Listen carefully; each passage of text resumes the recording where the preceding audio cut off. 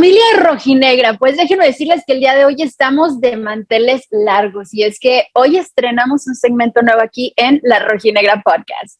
A este nuevo espacio hemos decidido llamarlo Academia de Historia y es que desde aquí vamos a intentar compartir con ustedes la historia de nuestro querido Atlas, sus personajes, curiosidades y, por qué no, también sus mitos y leyendas. Todo lo que envuelve a este glorioso club y sobre todo a su activo más importante, su fiel afición. Yo estoy muy emocionada de que, pues, además de estrenar segmento, voy a tener la oportunidad de hacerlo al lado de un gran amigo porque, pues, bueno, les cuento que cuando comencé a pensar en la idea de este espacio, no se me ocurría nadie mejor para darnos esta patadita de la suerte. Así que déjenme les presento a nuestro invitado de lujo, multifacético, cantante, compositor, músico, escritor, historiador y, por supuesto, y más importante, hincha del Atlas de tiempo completo. Estoy segura que muchos de ustedes ya lo conocen. Hoy nos acompaña Alejandro Aquino. ¿Qué tal? ¿Cómo estás? Bienvenido. Hola, ¿qué tal todos por allá? Un placer estar aquí en el podcast de La Rojinegra. Y pues bueno, para hablar de esta pasión que nos une a través del tiempo y del espacio, ¿no? Que ustedes están tan lejos y al parecer todas esas distancias se vienen abajo cuando se habla del Atlas, ¿no? No, hombre, muchas gracias. De verdad estoy muy, muy emocionada, como lo mencionaba anteriormente, de poder tenerte aquí en este segmento que es tan importante. Y de verdad, yo reitero que no hay nadie mejor que tú para comenzar con este espacio. Pero bueno, tuve la fortuna de compartir contigo en esta última liguilla y por supuesto de hacer este gran viaje a la final de Pachuca, que pues no sé, cuéntanos, ¿qué recuerdo quedó en ti después de esta final por el bicampeonato?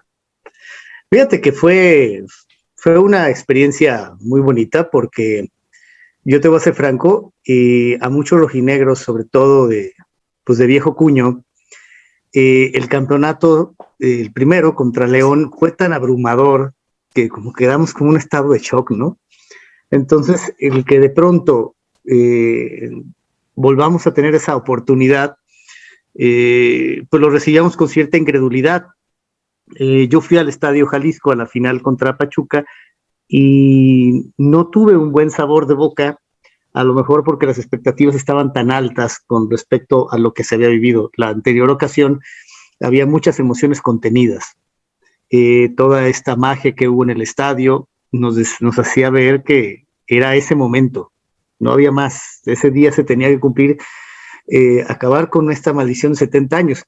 Y en esta segunda ocasión, pues bueno, también vi que las cosas habían cambiado, ¿no? O sea, los precios estaban muy caros, y la afición era demasiado joven, ya no había cabida por la forma de entrar al estadio con esta cuestión que se le puede complicar a mucha gente de la vieja afición. Entonces yo sentía como que estábamos en una final ficticia, ¿no? Hasta que llegó ese gol de Quiñones y nos despertó, porque ese gol nadie se lo esperaba, ¿no? Yo creo que ese gol es el campeonato.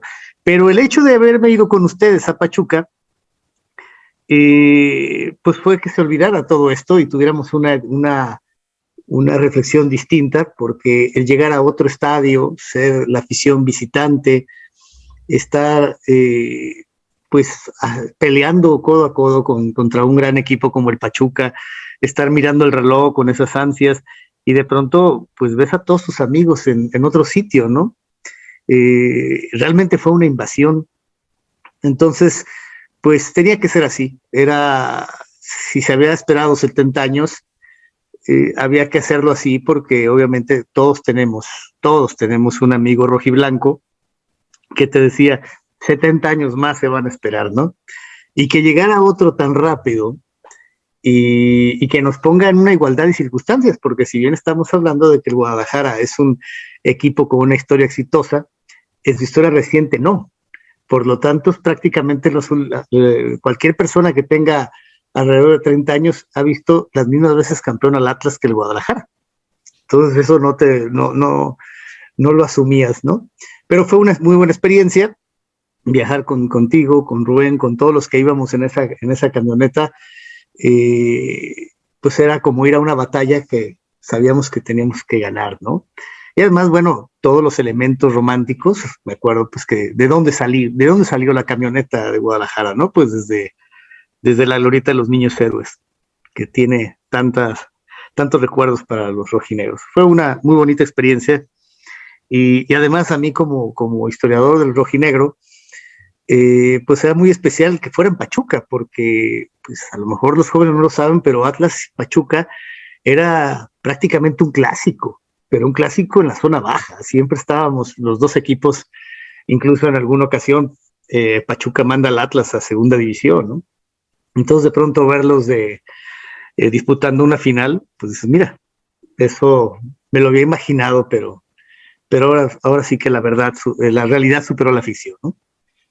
No, hombre, la verdad es que fue una experiencia increíble. Ahorita que te estaba escuchando, estoy como recordando y reviviendo todos esos momentos, ¿no? Y al mismo tiempo también, como lo decías tú, comparando la final del campeonato con la del bicampeonato, me acuerdo que cuando salimos en la van, estaba lloviendo, o sea, era como toda esta nostalgia, ¿no? Que sí. Estaba lloviendo, el frío, esperándonos, ¿no? A que estuviéramos todos juntos para por fin partir.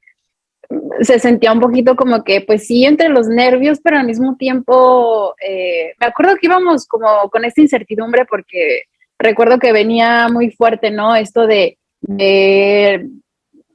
prohibir, ¿no? Lo que vienen siendo los grupos de animación y cosas así. Me acuerdo que nos estaban diciendo que no iban a dejar entrar a nadie de Atlas, que no nos lleváramos la playera, que no entráramos de más de 2 o 3 personas en conjunto y demás. Y al momento en que llegamos, era un mar rojinegro, era algo increíble. Creo que en ese momento, en cuando empezamos, yo me acuerdo que todavía yo llevaba así como que mi chamarra encima, y yo dije, ¿me la quito o no me la quito? Porque pues, o sea, yo no sé si me van a dejar entrar, ¿no? Y en el momento en el que empezamos a entrar por el estadio y que empezamos a ver toda esta gente con la playera del Atlas, y que había sido, justo como tú lo dices, ¿no? Esta invasión rojinegra en el estadio de Pachuca, la verdad es que fue una cosa increíble y la verdad es de que, no sé, o sea, el volver a recordar todo esto en este momento, verdad, me emocionó sí, muchísimo. Y también hay que reconocer que la afición de Pachuca fue muy, pues nos recibió muy bien, fue muy amable y además el estadio, también para los viejos, pues fue como recordar ciertas dinámicas, porque el Pachuca todavía mantiene ciertas cuestiones que se han perdido, ¿no? O sea, el que en un estadio vendan cecina, por ejemplo, es algo ya impensable en el Estadio Jalisco, ¿no? Claro, a veces sí rozaban en la candidez cuando de pronto escuchabas de que el Pachuca recurría al chiquitibún, a la Simbomba, ¿no? O sea, situaciones de otra época, ¿no? Pero bueno, fue un momento inolvidable y yo lo siento como un apéndice de la emoción que vivimos en diciembre del 21, que para mí es el momento cumbre, ¿no? Sí, definitivamente, no, hombre, pero bueno, vamos ahora sí que al inicio. Aquino Rojinegro, ¿dónde y cuándo comienza esta pasión por el equipo?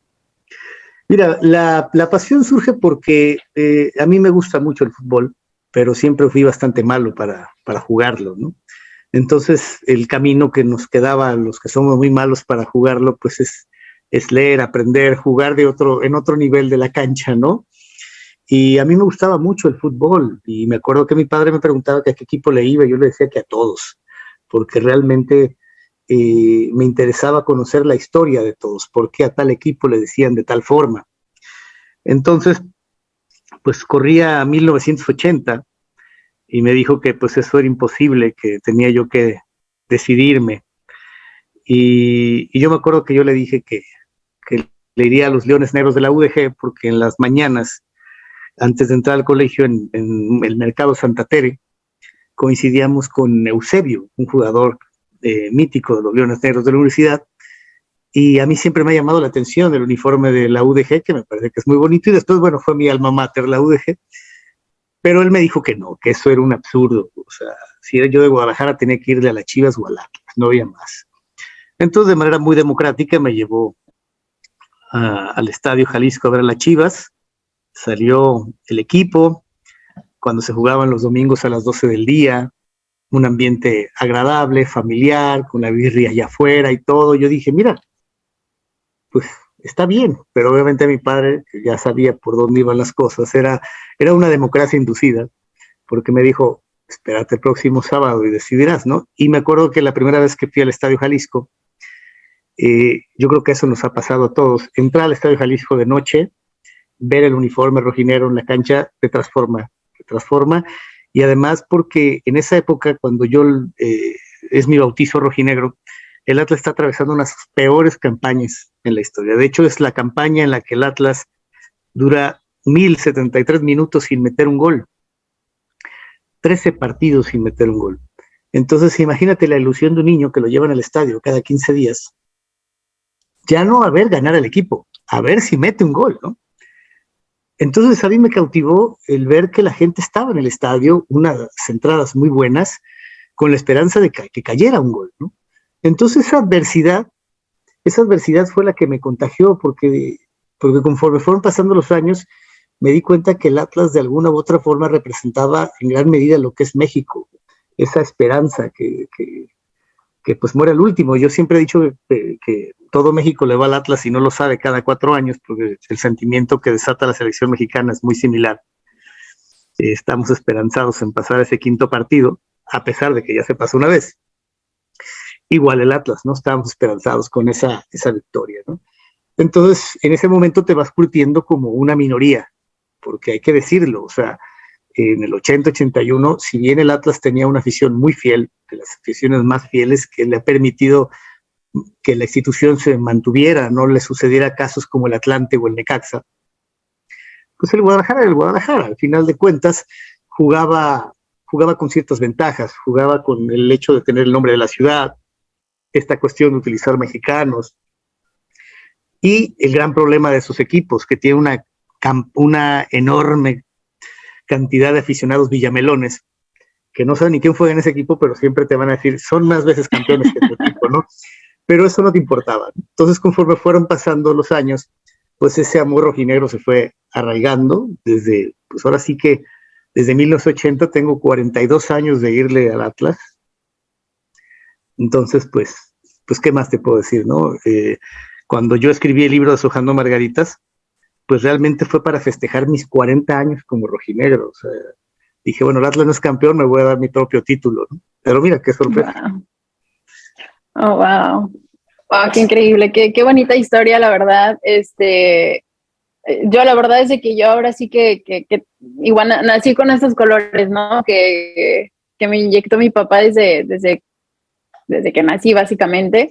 Y es muy bonito el escuchar las historias de todos los rojinegros. Creo que, si bien lo mencionamos mucho, ¿no? Creo que siempre que le preguntas a un rojinegro por qué le va al Atlas, siempre tiene una historia muy bonita que contarte, ¿no? En cambio, a muchos aficionados de otros equipos que, pues, nomás le voy porque, no sé, ¿no? O sea, nomás porque le va a mi papá, porque le va a mi tío, porque me encontré la playera por ahí o por allá, pero creo que siempre un rojinegro tiene una historia muy específica. Ahora lo que sí debo señalar es que los rojineros actuales, de hace año y medio antes del título, pues yo estaba asombrado por los rojinegros, porque decía yo, ¿por qué le van al Atlas? Porque todos los rojinegros, a través de la historia, hemos tenido una generación exitosa con la cual nos hemos identificado.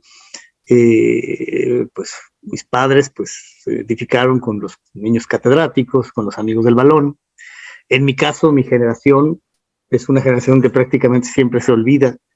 Aquella generación que llegó a la semifinal contra el América en 1985, para mí ese es mi equipo, ¿no? Obviamente hay otra generación que es la del 99, pero lo que me sorprendía es de que estos muchachos actuales se merecían este título porque ellos no tenían absolutamente nada. O sea, yo a veces escuchaba que me impresionaban los jóvenes y decían, uy, el equipo de Tomás Boy, el equipo del profe Cruz. A mí en lo personal, independientemente de que a mí me parecía fenomenal cómo jugaba Tomás Boy, pues eran equipos que no habían podido llegar a lo que habían llegado los otros. Entonces, cuando se llega a esta liguilla, hay que tomar en cuenta que pasaron 17 años para que el Atlas llegara a una semifinal y 22 a una final. O sea, realmente esta última generación es heroica. Yo tengo una teoría, creo que indirectamente se la debemos a un rojinegro que ahorita está, pues no sé si en el cielo un rojinegro que se llama Jorge Vergara, Madrigal, que, bueno, era tan rojinegro que le dio tanto coraje de no comprar el Atlas que compró el Guadalajara. Pero yo siempre he creído que el hecho de que haya quitado al Guadalajara del Estadio Jalisco le quitó ese arraigo y convirtió al Atlas en lo que estaba destinado a ser, ¿no? El equipo de las minorías, de las mayorías y de todas las clases sociales, ¿no? Como se ha visto con este título, que cuando se había visto que de un equipo de provincia festejaran el Ángel de la Independencia, ¿no? En la Ciudad de México, o hasta en Durango, ¿no? Oye, me gustaría que nos compartieras cuál es tu anécdota favorita junto al club. Toma en cuenta que uno de los puntos elementales de irle a un equipo de fútbol es que te está conectando con la infancia. Entonces, recordar, hay muchos recuerdos de mi infancia y también recuerdos con amigos que ya no están. Entonces, eso es lo que nos une, ¿no? Yo recuerdo de las cosas que más significativas que me han pasado en la vida es que cuando yo tenía unos 10, 9, 8 años, había construido un estadio y le había puesto, pues obviamente con todos los aditamentos de un estadio de fútbol, que después quise replicar eso mismo en el video que hice de Los Amigos del Balón, una canción que compuse. Pero pues en ese estadio, yo me acuerdo que lo llamé el Estadio Juan José Lico Cortina. Entonces, cuando se presenta el libro de Deshojando Margaritas, 40 años después casi de ese incidente, pues mi madrina en la presentación fue Fanny Cortina, hija de Lico. Entonces, para mí era muy, muy, muy significativo porque era como, pues, hacer feliz a ese niño que fui. Y bueno, también estuvo como padrino el Güero Aceves, que para mí es el más grande jugador que ha existido en el Atlas. Pues de ahí viene la pregunta de cuál es el mejor Atlas de la historia. El mejor Atlas de la historia es con el que te enamoraste, esos puntos. No así es o el del 99, no. Es el que te hizo enamorar, ¿no? Y bueno, ahí estaba Aceves. Esa es una anécdota. Y bueno, pues hay una infinidad, ¿no? Me acuerdo que en alguna ocasión me prometieron ir al fútbol, ¿no? Y de pronto, pues mi padre me dijo que no, porque no vale la pena, porque era el primer partido de la temporada y el equipo empezaba muy flojo y cuando mucho metería un gol, ¿no? Ese día ganó el Atlas 8-2 a la UDG y para mí fue una tragedia no haber ido, habérmelo perdido, ¿no? Pero sí hay, en lo personal, pues ya me cuesta mucho trabajo decirte cuál sería la principal anécdota, porque tomo en cuenta que después de haber entrevistado a 70 y tantos jugadores, también cada vez que estoy con ellos, pues es una experiencia nueva, ¿no? Lo que sí te puedo decir es que conseguí, sin querer, mi objetivo de ser futbolista, porque acabé alineando con todos, ¿no? Al platicar con ellos, ¿no? Wow, la verdad es que yo que me estoy, que estoy tan, no sé, o sea, la verdad es que yo que estoy leyendo el libro estoy impactada, ¿no? Con todos los datos, las notas, o sea, estoy de que al mismo tiempo que estoy leyendo y estoy fascinada con lo que estoy leyendo, estoy como pensando, es que aquí no, qué increíble, ¿dónde sacó todo este material, no? Pero bueno, más adelante voy a estar hablando un poquito de esto porque fíjate que me estaba acordando que hay una frase que me dejó muy marcada después de nuestra reunión en Guadalajara, donde hablas de la final del 12 de diciembre y que dijiste, una parte de mí quería que Furch fallara esa penal. Sé que puede sonar como una idea muy descabellada para muchos, pero sé que a muchos de los rojineros de Hueso Colorado pues nos hace eco. ¿Puedes explicarnos un poquito o un mucho más de qué te refieres con ese sentir? Sí, hombre, suena descabellado. Obviamente quería que lo metiera, pero cuando digo que había una parte es porque yo estaba consciente que si ese gol caía, yo estaba atrás de la portería. Entonces, cuando puso el balón Furch en el manchón penal, pues recordé el rostro de Jerry Estrada en el 99 y lo comparé con el de Furch. Y hay que tomar en cuenta que Jerry Estrada pues era un chico muy joven, era una responsabilidad muy grande la que tuvieron aquel equipo, ¿no? Y en el caso de Furch lo veías con una serenidad tan grande al poner el balón que yo inmediatamente dije, es que no hay otra forma, lo va a meter, ¿no? Y en ese momento pues te cuestionas qué va a pasar posteriormente, ¿no? va a ser un antes y después. Eso es lo que más he deseado, ver al Atlas campeón, pero estaba consciente que a partir de entonces el Atlas ya no iba a ser el mismo equipo, y ya no lo es, o sea, ya no lo es porque paradójicamente había algo de magia el hecho de que no consiguiera el título. Entonces, por eso es que también me gustó mucho que fuera campeón de esa forma, porque pues fue campeón a lo Atlas, ¿no? A pesar de que la directiva no le gustaba esa frase. A ver, alguien que falle como el Gary Saldívar, un gol solo, dices, ese es el Atlas, ¿no? Luego falla Aldo Rocha el penal y dices, ese es el Atlas, ¿no? Y ese tipo de cuestiones, pues interprétalo como miedo a lo desconocido, ¿no? Miedo al éxito, ¿no? Imagínate que el Atlas, no sé, ganara 5 títulos seguidos, ¿no? Pues definitivamente los disfrutaría los 5, pero no los voy a disfrutar jamás como es, porque esa era la culminación del Atlas que conocemos. Ahora es otro Atlas, espero que no pierda su esencia. Ya la ha perdido en el sentido que el Atlas ganó el título traicionando todos sus preceptos. Alguna vez me dijo un amigo que le iba al Necaxa en los años 80, me decía, ¿a ti te gustaría ver al Atlas campeón jugando como el Necaxa de la Puente? Y yo me acuerdo que le decía, no, el Atlas tiene que jugar espectacular, ¿no? Como el del 99, ¿no? Y él me decía, no seas hipócrita, o sea, tú lo quisieras ver campeón como sea.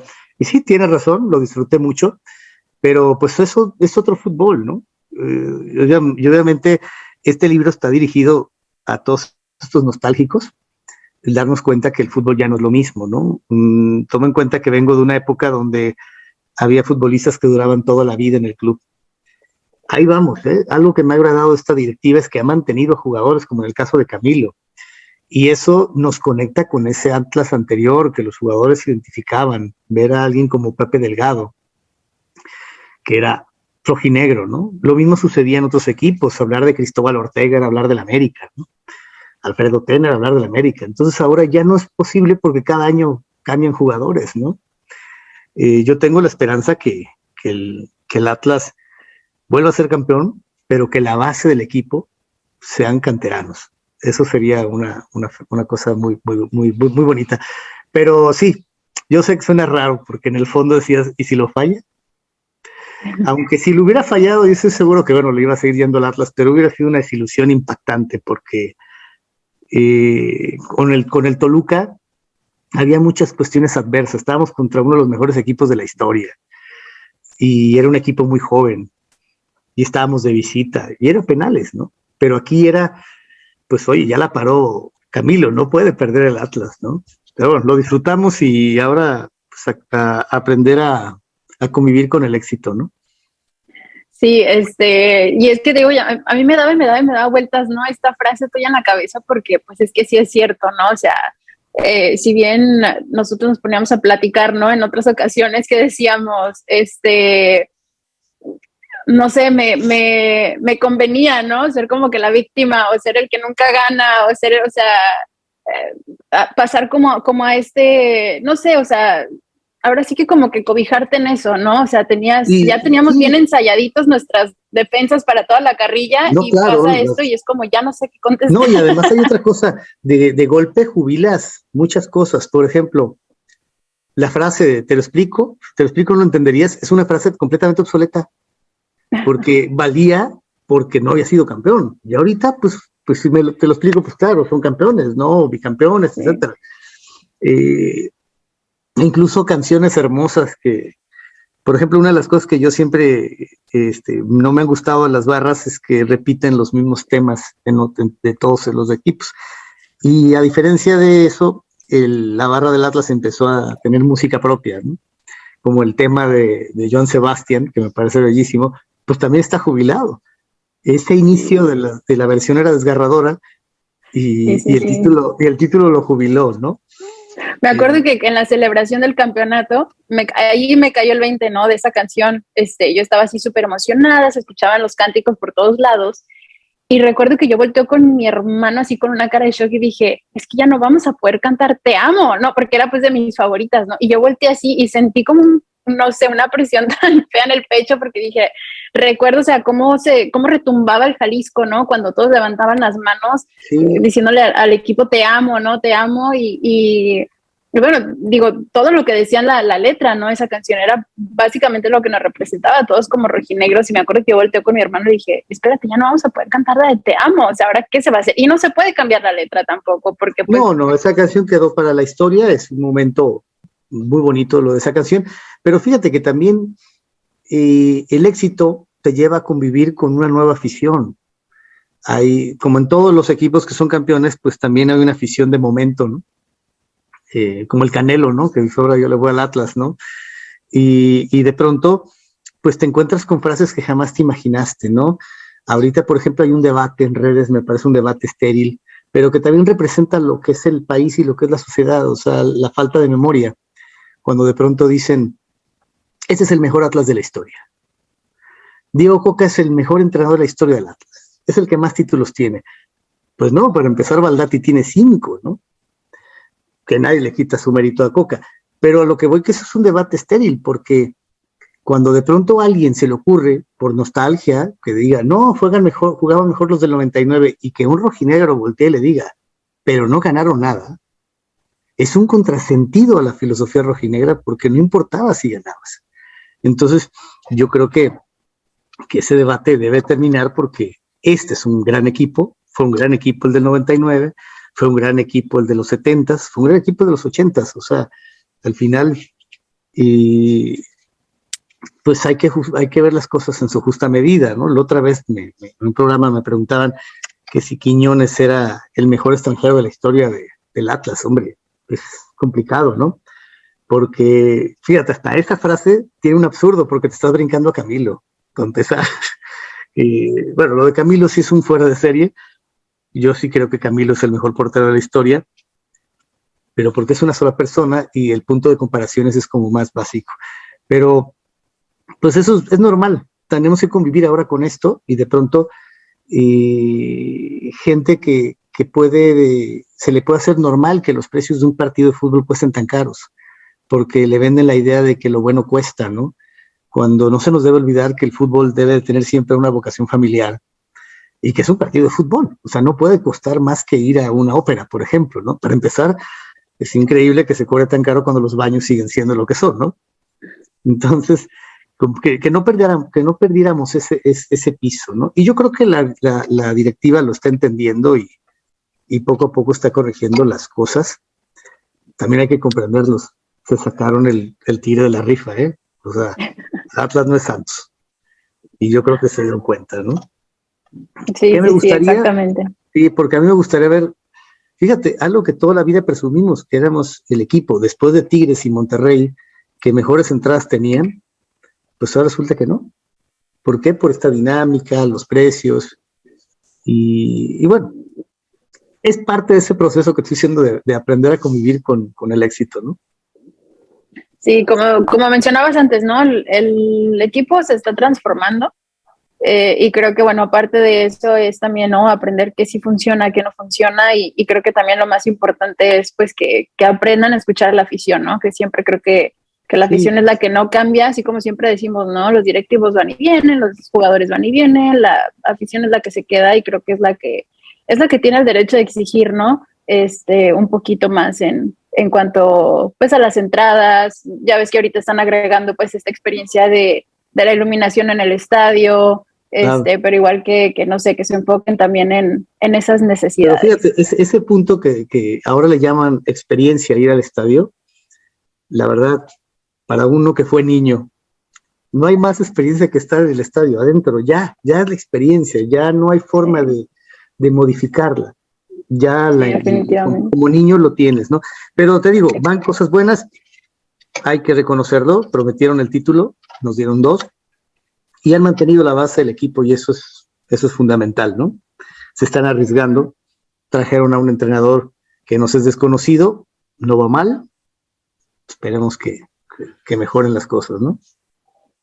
Pues eso sí, pero a ver, vamos a rebobinar un poquito. Yo te conozco algunas canciones, un par de libros inspirados en Atlas. Estoy segura que has hecho mucho más con tu sentimiento, con esa furia dentro de ti. Cuéntanos en qué momento Aquino decide ir más allá con su pasión por la academia.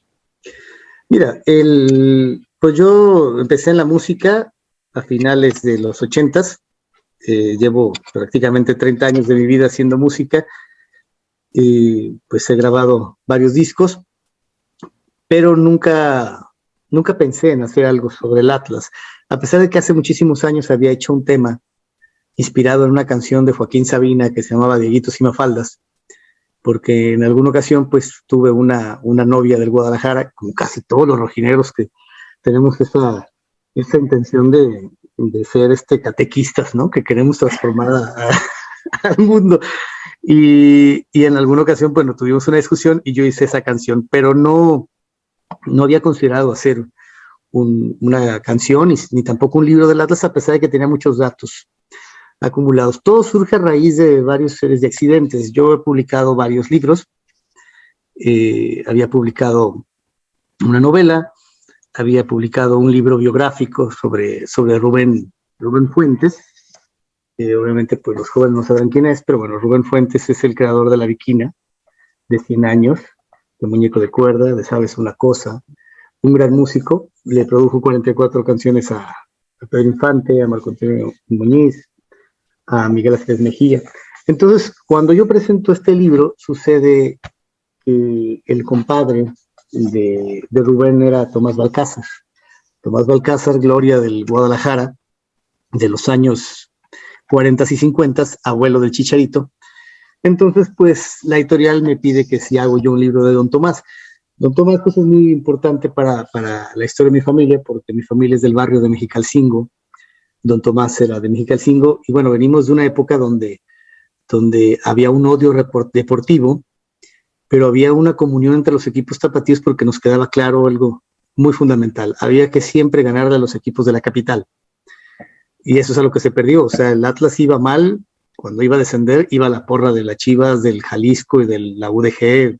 Ahora sería imposible, ¿no? Porque, pues, los grupos de animación no lo permitían. Entonces, pues, publiqué este libro, que, pues, es un libro que, sin querer, es el germen del libro del Atlas, porque cuando yo iba a entrevistar al buen Tomás, que en paz descanse, que era un tipazo, tenía una lengua muy, muy folclórica, y yo, para hacerlo enojar, llegaba a entrevistarlo vestido del Atlas, ¿no? Y él toda la vida me decía: quítate esa mierda, quítate ese mugrero, no han ganado nada. Entonces yo un día le dije: voy a hacer un libro del Atlas. Y él me dijo: vas a hacer un folleto del Atlas, ¿no? Como todo chiva recalcitrante, me dice: vas a hacer un folleto, pues como han ganado nada, que va a tener 3 páginas, ¿no? Y yo le dije: va a ser una Biblia. Lamentablemente, pues don Tomás falleció y no alcanzó a ver el libro del Atlas. Me hubiera encantado hacerlo enojar un poquito. Y bueno, publiqué este libro. Tengo otro libro de otro individuo del Guadalajara, que en el fondo le va al Atlas, y mucha gente lo sabe, ¿verdad? Y obviamente me preguntan que si voy a escribir un libro del Guadalajara como club. Pues como club no, porque pues ahí deben de tener a alguien que, bueno, sí conozco a muchos amigos historiadores del Guadalajara, pero todo esto me llevó a hacer el libro del Atlas, ¿no? Y a conocer a muchísimas personas. Se publica este libro, que bueno, es un producto de más de, en la primera edición, 66 testimonios, ya en son cerca de 80.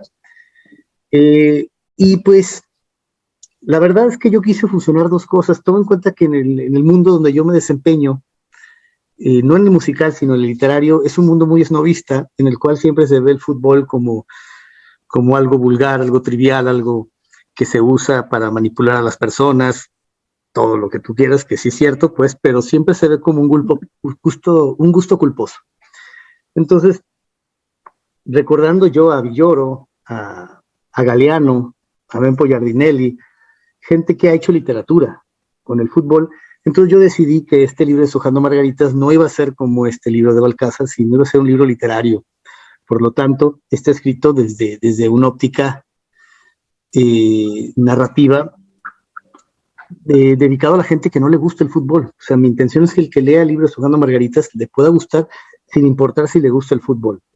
Es más, sin importar que le vaya al Atlas, ¿no? De hecho, muchísima gente del Guadalajara, de Pumas, amigos de la América que lo han comprado, porque lo que me importaba era matar varios pájaros en una pedrada. O sea, es un libro de historia, es inevitable que el que lo lea no conozca, no vaya conociendo cómo era Guadalajara en esas épocas, cómo era México en general, porque a veces a los jóvenes se les olvida cosas tan fundamentales como, por ejemplo, mete gol Cubero, ¿no? Y el Atlas es campeón en el 51 y en las gradas muere Ángel Bolumar, que era un directivo rojiblanco, que si tú ya empezaste a leer el libro te vas a dar cuenta que Ángel Bolumar aparece desde el inicio del club como un enemigo del Atlas. Él era un catalán que estaba peleado con los Fernández del Valle. Entonces, pues para mí es interesante contar esto porque a lo mejor la gente dice, bueno, alguien se muere en el estadio, pues llamas para el celular y llamas que venga la ambulancia. No había celulares, la comunicación era lenta, todo ese tipo de cuestiones yo quería transmitirlas, ¿no? Que se imaginaran el paradero como era un camino lleno de tierra hacia Tlaquepaque, con un tranvía y un bosque de eucaliptos, ¿no? Algo que no te puedas imaginar en estos momentos. Entonces esa fue mi intención y utilicé como leitmotiv, como hilo narrativo, la voz de Rafael Almaraz. Yo decía, bueno, para mí, ¿quién tiene que contar la historia del Atlas? Pues Rafael Almaraz, porque esa es la voz con la que yo crecí en el Estadio Jalisco. Entonces lo entrevisté y era una forma de hacerle un homenaje a su trayectoria. El libro está dividido en 3 partes, como si fuera un partido de fútbol. El medio tiempo es cuando cuento su vida, él la cuenta, y él hace como que cuenta desde el principio, ¿no? Lo que le han ido comentando, de dónde vienen estas familias que fundaron el Atlas, quiénes son los Coniñón, quiénes son Ochoa, quiénes son los Orendain, quiénes son los Romo, todos ellos. Y algo que conforme lo vayas leyendo te vas dando cuenta que es una carrera de relevos, porque Lico Cortina, por ejemplo, funda el Atlas, él se queda en el Atlas siendo ya un veterano hasta los años 30, él es el que después conoce a José Díaz Navares, otro crack del Atlas en los 30, luego entre los dos conocen a Felipe Setter, luego Felipe Setter y Baldati se traen al Pistache, o sea, empieza a ser una cadenita, ¿no?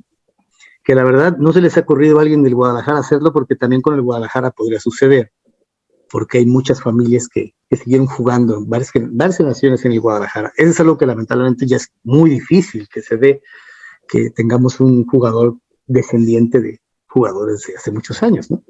Entonces, yo les pido a mis lectores que si no le van al Atlas, pues se olviden del equipo como tal, sino que disfruten la lectura. No es un libro condescendiente, en ningún momento se está tratando de aminorar los éxitos de otros equipos. Me preguntaba un amigo que por qué la parte de este lado era gris y la parte de este lado blanca. Sí, era una cuestión de diseño, pero es que del 67 en adelante el Atlas no gana ningún título oficial, ¿no? Entonces, imagínate cómo contar una historia de un equipo que no gana. Entonces, ¿por dónde le ibas a contar? Pues por las anécdotas de sus jugadores, ¿no? Como me dijo alguna vez Gerardo Macharelli, defensa de los rojinegros a principios de los 80s, hermano de Roberto, hijo de otro jugador de Roberto Macharelli de los 50s.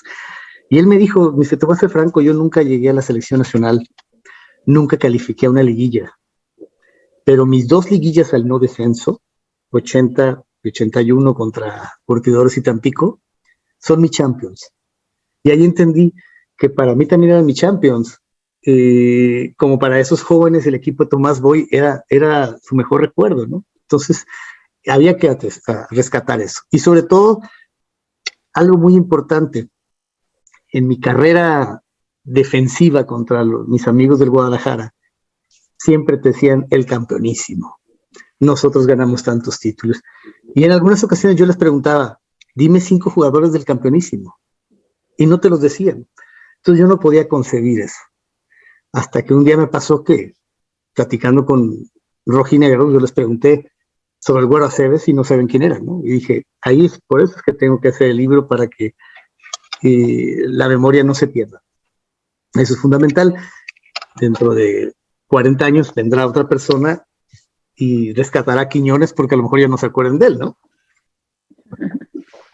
Fíjate que me encanta escucharte, la pasión con la que compartes todo esto, porque, bueno, precisamente creo que es uno de los principales objetivos de este podcast, ¿no? El poder mostrarle al mundo cómo vivo mi pasión y que todos los invitados que yo tengo aquí también lo compartan. Y pues bueno, es precisamente a través de estas charlas, ¿no? Que personas enamoradas de su equipo, tanto tú como yo, lo vayamos consiguiendo. Mira, yo aquí tengo en mis manos el libro, Deshojando Margaritas, Historias Rojinegras, que lo estoy leyendo actualmente y que me vuela la cabeza. Voy a citar aquí un pedacito para que los que nos están escuchando que se emocionen también y que vayan y corran y lo busquen, ¿eh? Me gusta mucho esta frase porque dice: los curiosos que vieron por primera vez a los pioneros rojinegros observaron que aquellos muchachos le pegaban al balón con clase y privilegiaban el juego de conjunto. El rumor se corrió por la ciudad y un nuevo equipo se llevaría el próximo torneo. Me gusta, me encanta. Era tan difícil poder elegir una partecita que ya aquí tengo un montón de párrafos completos señalados, ¿no? Que me encantan todo lo que estoy leyendo. No sé, de verdad, estoy muy emocionada leyendo todo esto. Estoy aprendiendo muchas cosas. Y no sé, cuéntanos un poquito más de este libro, o sea, porque de verdad quiero que toda la gente vea. Yo sé que nos has estado compartiendo un poquito de cómo lo has estado haciendo, de lo que has estado investigando, pero aparte, bueno, nos lo comentabas al principio, se viene una nueva edición en camino. Cuéntanos un poquito más de ello, adelántanos. Sí, mira, yo no iba a hacer ya una segunda edición. Me decían, oye, si el Atlas es campeón, ¿harías una segunda edición? Le dije, no. ¿Por qué no la podía hacer? Porque, como pues comenté hace rato, pues hay un narrador, el narrador es Rafael Almaraz, entonces yo ya no podía modificar esa idea del libro, o sea, ya no se puede. Pero de pronto, cuando se fue a la semifinal contra Pumas, que tuvo un buen tino la directiva de invitar a Rafael Almaraz a dar las alineaciones, automáticamente se justificaba, porque mi personaje seguía activo. O sea, olvidándonos de un libro de fútbol, sino como si fuera una novela, mi personaje está ahí.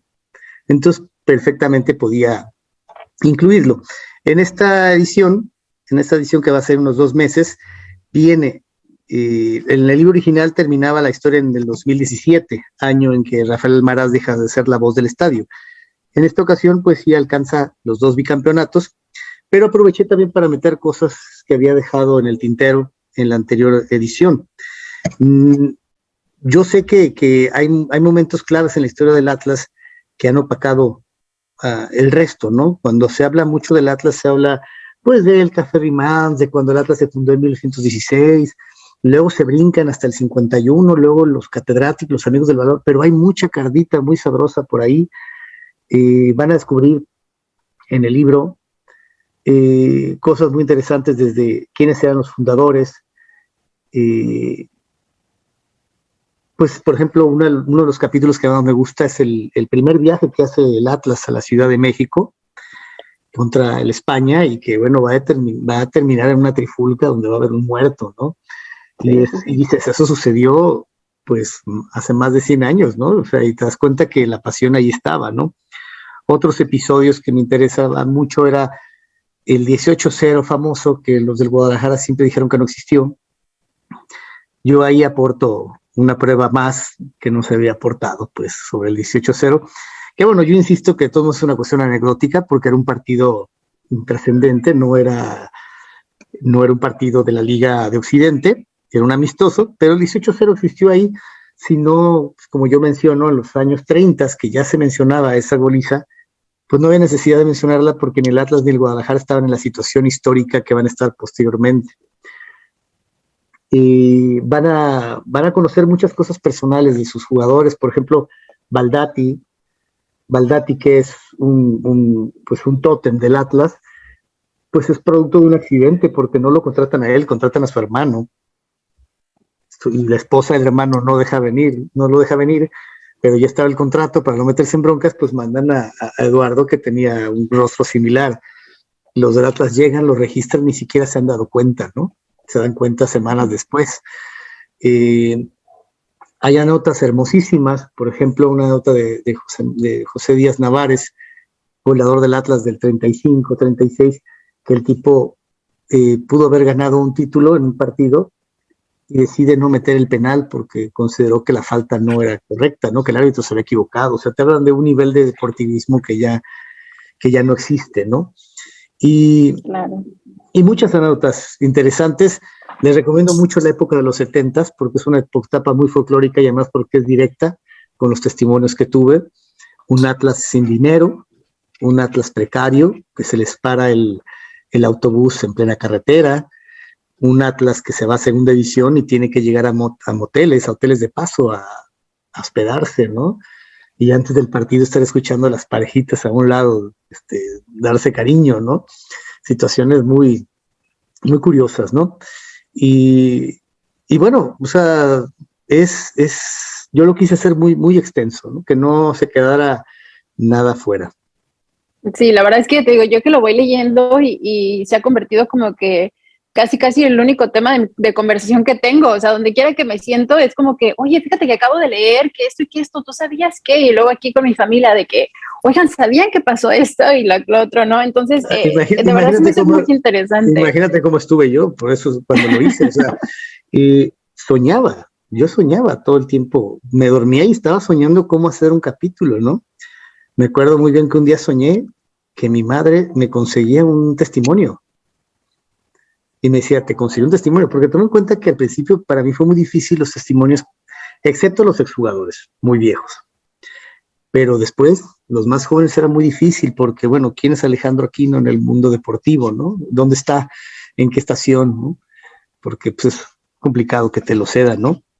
Me acuerdo que en ese sueño mi madre me decía que me había conseguido a César Luis Menotti. Y yo le decía, pero madre, pero Menotti, ¿por qué, no? O sea, imagínate la obsesión de escribir eso. Se termina el libro y bueno, surgen las dos canciones que vienen incluidas en este disquito, en el Titán, que viene el Titán y los Amigos del Balón, que pues ha tenido muy buena respuesta, pero increíblemente también hay muchísima gente que la ignora, no la conoce, ¿no? Sí. Oye, pero antes, porque sí quiero mencionar lo de tus canciones, antes quería aventarme, ahora sí que antes de pasar al tema de las canciones y continuar con el libro de Deshojando Margaritas, Historias Rojinegras, como corte comercial para quienes han estado siguiendo el segmento de El Dato del Paradero.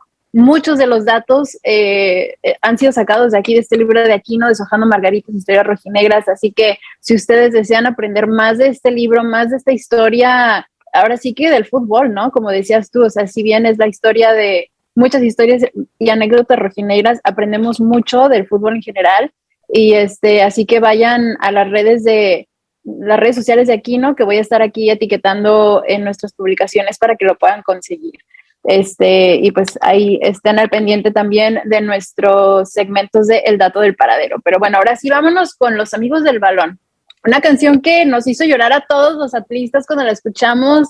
El tiempo no se detuvo.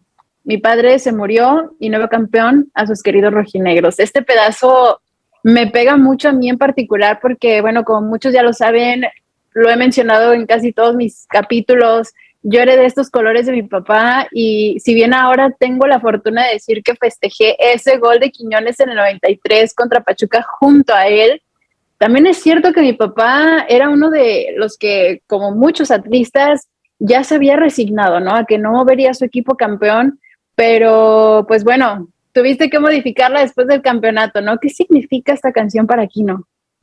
Mira que una de las cosas maravillosas de hacer canciones es que las buenas canciones surgen de manera automática y de manera simple. Hay ocasiones que a uno le gana el esnovismo, que querer hacer una canción muy compleja y ha habido discos donde me he empleado a fondo en arreglos o con productores. Y en esta ocasión yo había compuesto El Titán, que una de las peculiaridades que yo me había propuesto es que ni el libro ni las canciones tenían que mencionar la palabra Atlas. Obviamente, pues que también eso me libraba un poquito de algún problema que hubiera empresarial, ¿no? De derechos, pero porque me di cuenta que era innecesario.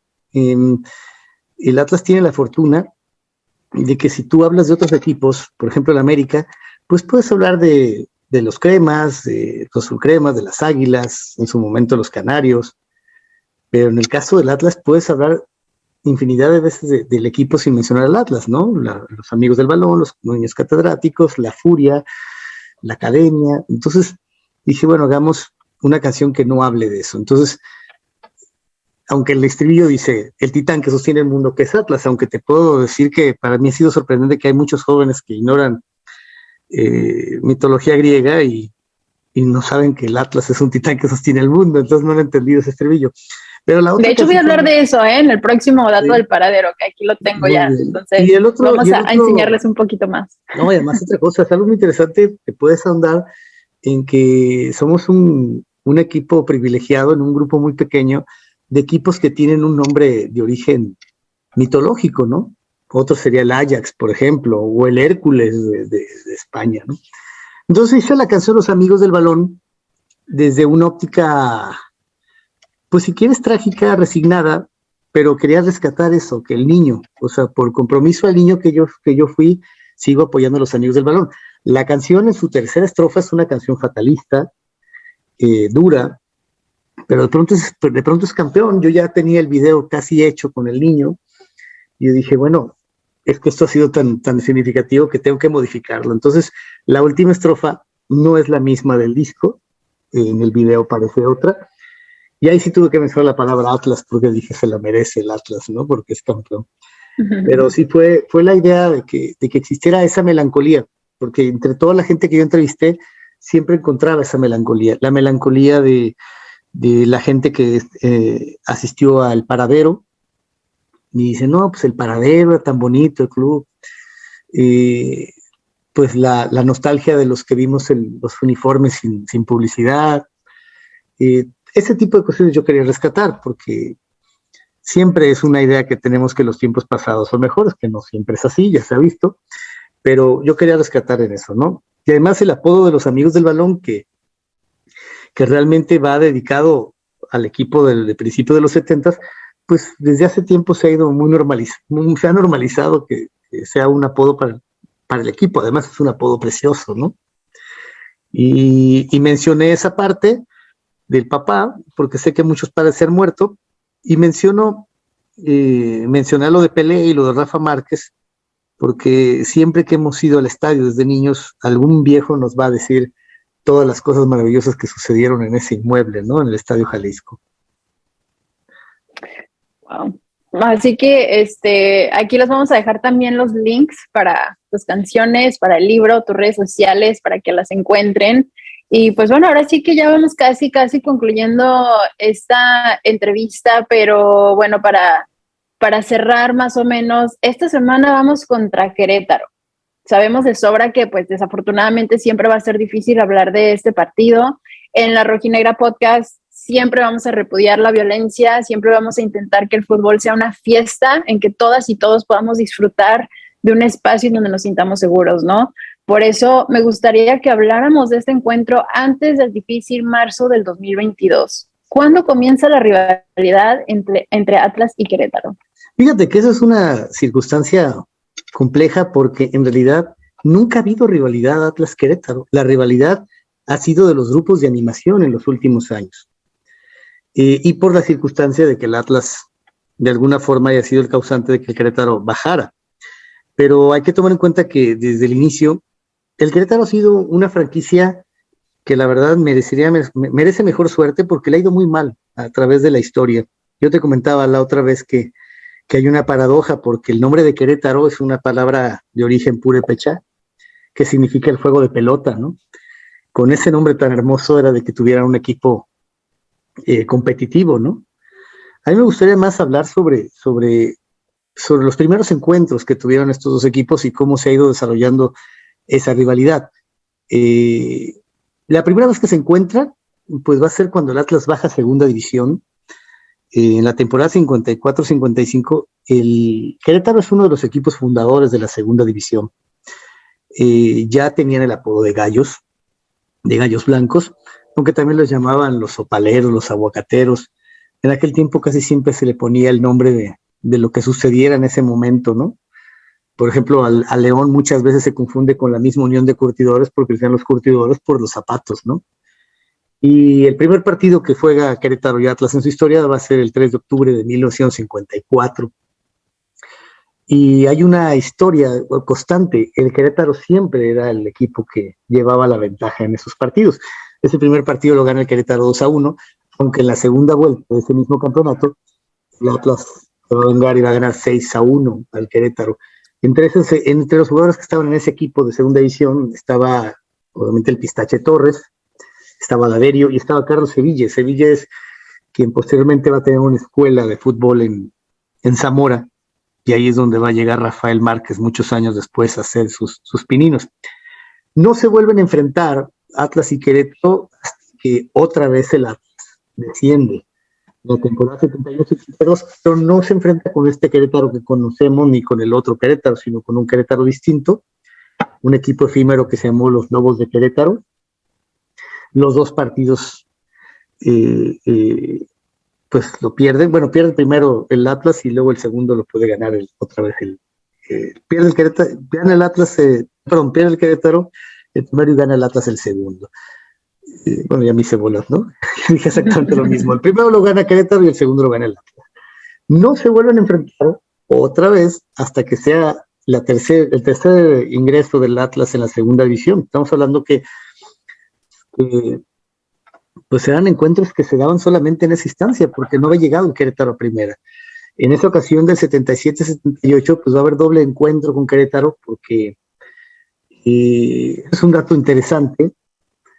Ahorita se habla mucho de la multipropiedad, pero la multipropiedad nace en la segunda división cuando un tipo llamado Armando Presa compra a los Gallos del Querétaro y compra a Estudiantes de Querétaro, y a uno lo hace llamar el Atletas Industriales y el otro el Atletas Campesinos. Imagínense, ya en el 77 había dos equipos en la misma liga del mismo dueño, ¿no? Con los Industriales el Atlas empató uno y perdió el otro, y con los Campesinos perdió los dos.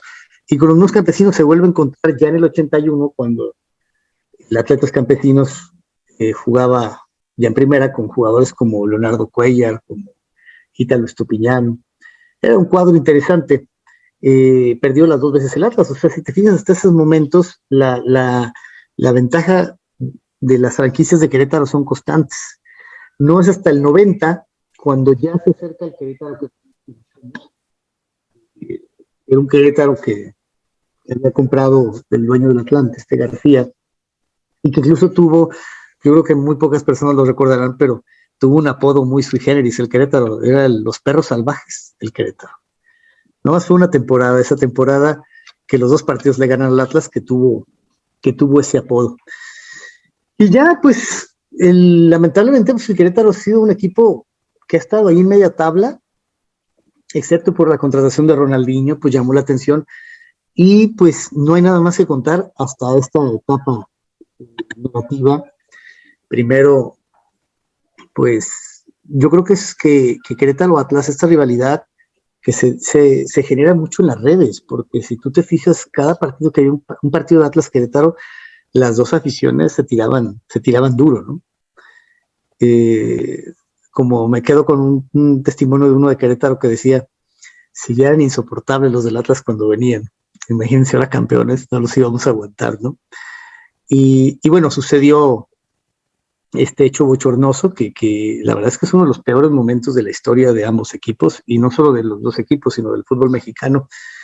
Fue una situación muy triste porque me acuerdo que tengo un amigo futbolero de Dinamarca. Estaba sorprendido porque por primera vez en Dinamarca alguien había mencionado al Atlas cuando fue campeón después de 70 años, ¿no? Y resulta que la siguiente vez que lo mencionaron fue eso, ¿no? Fue una situación negativa y que, pues no sé, yo siento que hay más rivalidad entre Querétaro y San Luis, por ejemplo, que es una rivalidad regional, ¿no? Pero digo, yo sería lo que podría aportar, o sea, de los orígenes de los dos equipos, de lo actual. De hecho, ni siquiera en el libro lo menciono muy someramente porque me parece que es un hecho tan tan vergonzoso que no hay forma de justificarlo, ¿no? Que además que a pesar de todo lo negativo que puede tener por las derrotas el Atlas, en mi libro pues traté de que no se contaran hechos de esa índole, ¿no? Sí. Pues bueno, ahora sí que algo que gustes compartirnos antes de cerrar el tema. Bueno, pues los invito a que vayan a mis redes, que pues escuchen mi música. Yo sé que ahorita la gente escucha reggaetón y esas cosas, ¿no? Pero todavía existimos los viejos rockeros.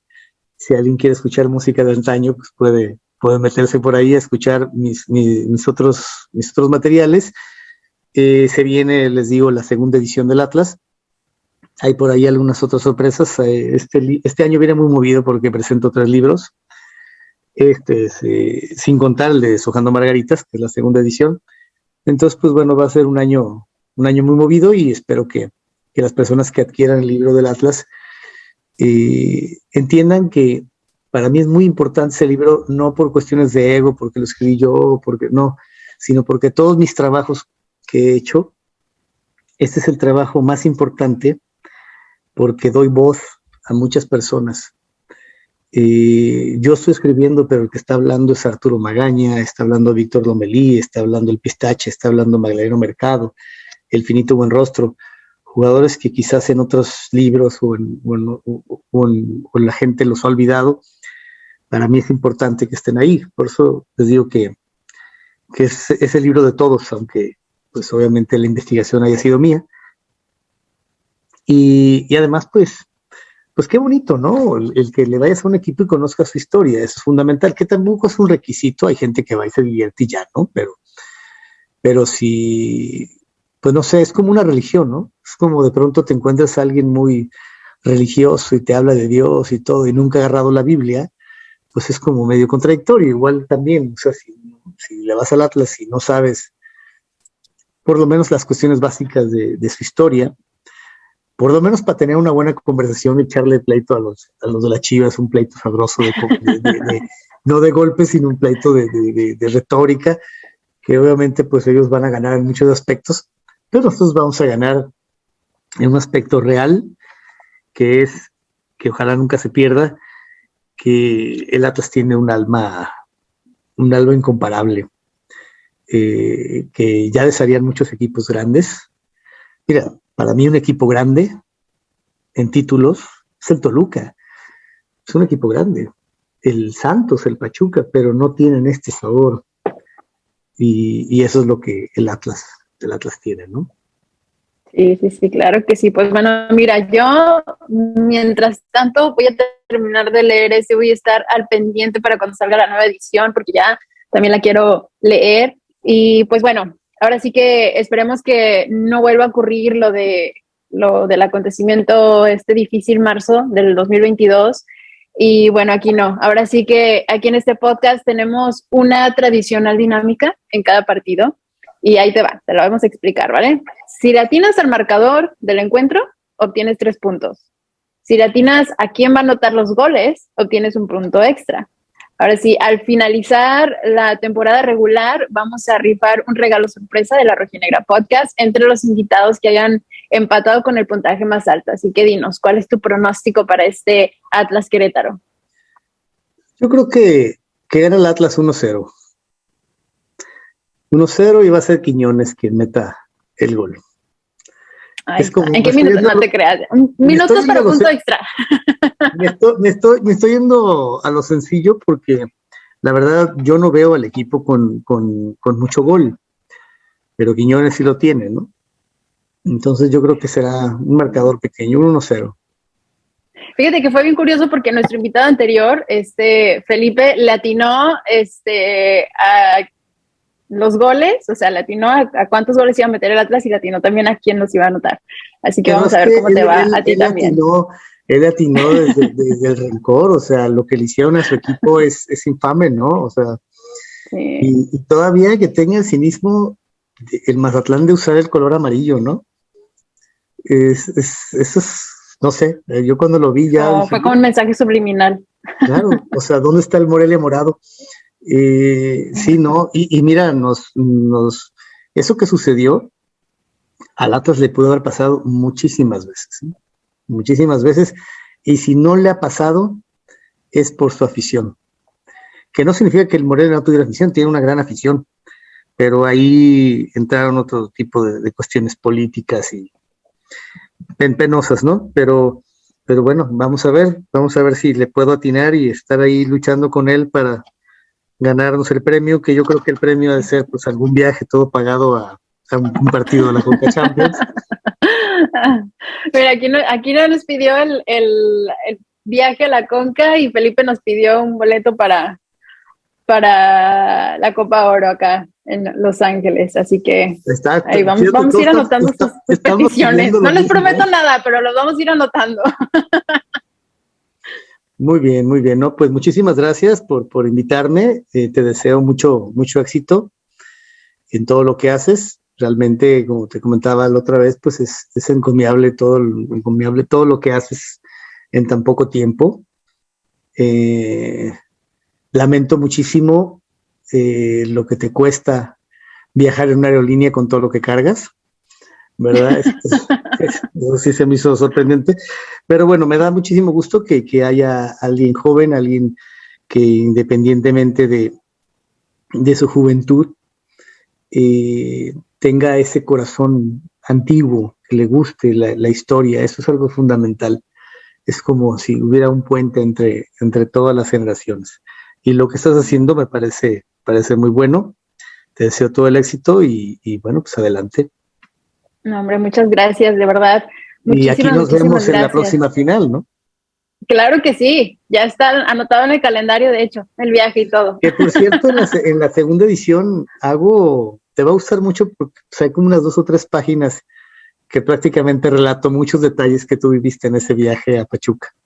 Ay, qué padre, ya lo quiero ver, ya lo quiero leer y revivirlo. ¿A dónde llegamos primero? ¿Cómo llegamos? Como dices tú, ocultando la pasión rojinegra, ¿no? Ahí está, una probadita más de la nueva edición de Deshojando Margaritas, historias rojinegras de Alejandro Aquino, que bueno, vamos a estar esperando con ansias. De verdad, muchísimas gracias por tu tiempo, por esta charla tan bonita, tan grata, que pues, no sé, me ha dejado a mí el corazón y la piel chinita. Queremos más, sé que queremos escuchar más, así que recuerda que esta es tu casa.